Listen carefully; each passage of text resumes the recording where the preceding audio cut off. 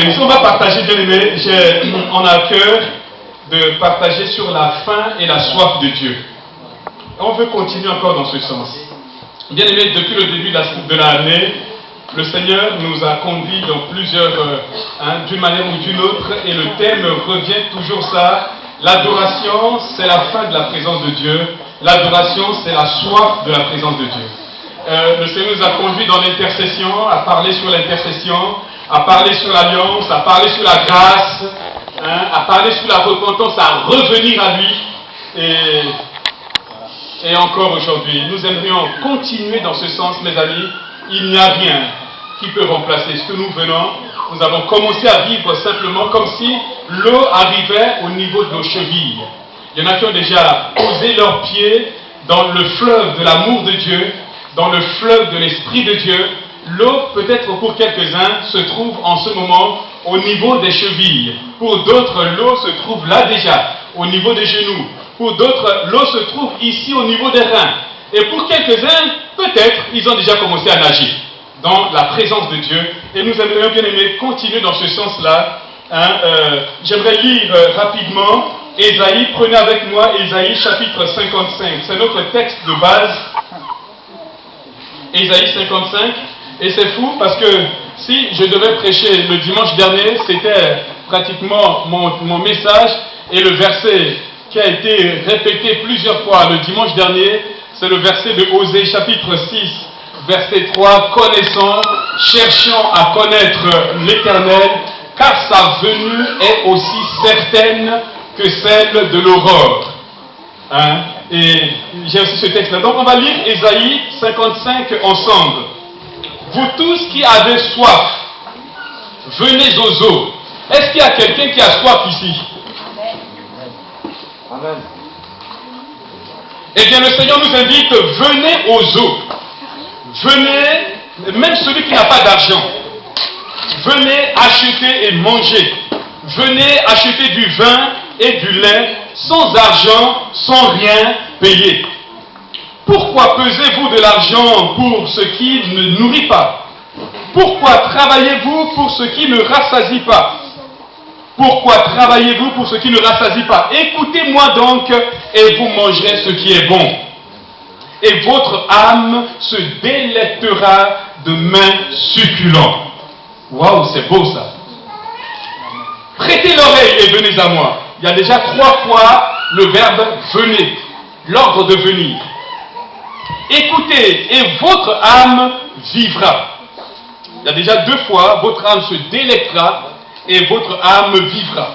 Je traiterai avec vous une alliance éternelle pour rendre durable mes faveurs envers David. Et là, ici, pour nous, David, c'est qui? C'est Jésus-Christ. Envers Jésus-Christ. Voici, je l'ai établi comme témoin auprès des peuples, comme chef et dominateur des peuples. Voici, tu appelleras des nations que tu ne connais pas, et les nations qui ne te connaissent pas accourront vers toi, à cause de l'Éternel ton Dieu, du Saint d'Israël, qui te glorifie. Amen. On peut dire amen à cela? Amen. Cherchez l'Éternel pendant qu'il se trouve. Invoquez-le tandis qu'il est prêt. Que le méchant abandonne sa voie, et l'homme d'iniquité ses pensées, qu'il retourne à l'Éternel, qui aura pitié de lui. À notre Dieu, qui ne se lasse de pardonner. Car mes pensées ne sont pas vos pensées, dit le Seigneur. Et vos voix ne sont pas mes voix. Autant les cieux sont élevés au-dessus de la terre, autant mes voix sont élevées au-dessus de vos voix. Et mes pensées au-dessus de vos pensées.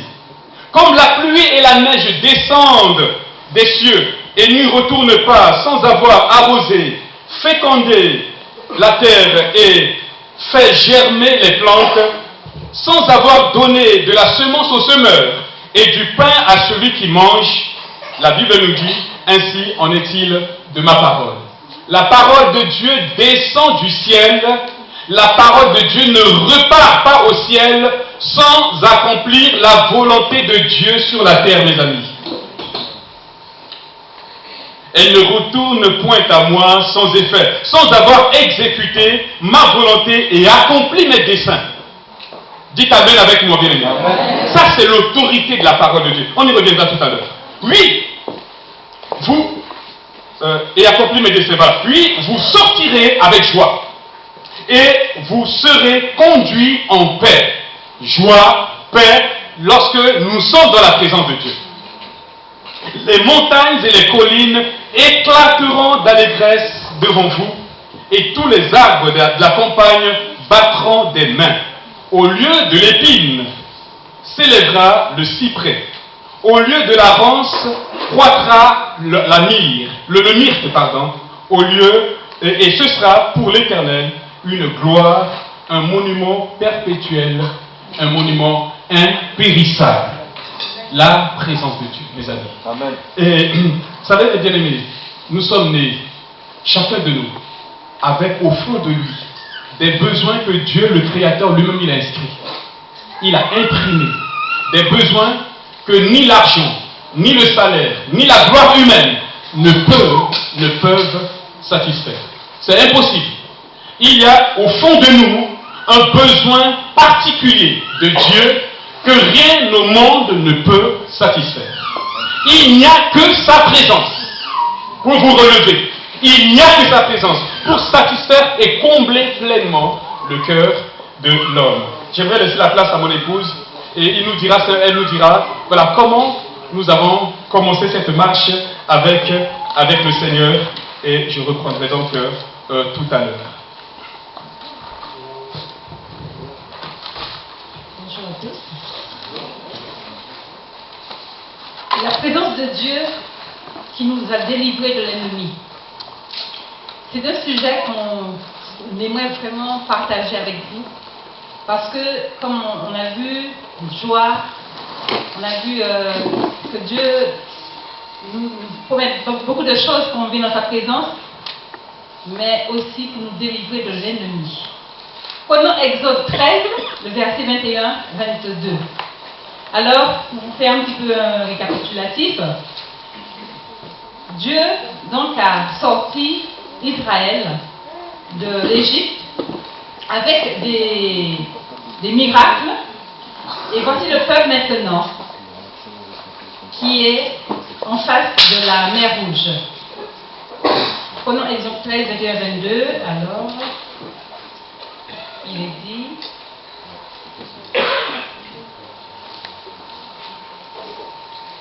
l'Éternel allait devant eux, le jour dans une colonne de nuée pour les guider dans leur chemin, et la nuit dans une colonne de feu pour les éclairer, afin qu'ils marchent jour et nuit. La colonne de nuée ne se retirait point de devant le peuple pendant le jour, ni la colonne de feu pendant la nuit. On voit que le peuple a la présence de l'Éternel au sein même de son camp. Avant, il y avait un seul camp, c'est-à-dire qu'il y avait le peuple de Dieu en Égypte, avec un tyran, Pharaon, et un seul camp.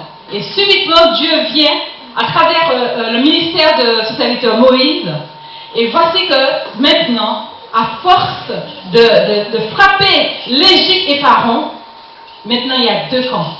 Le camp de l'Égypte, le camp de l'Éternel.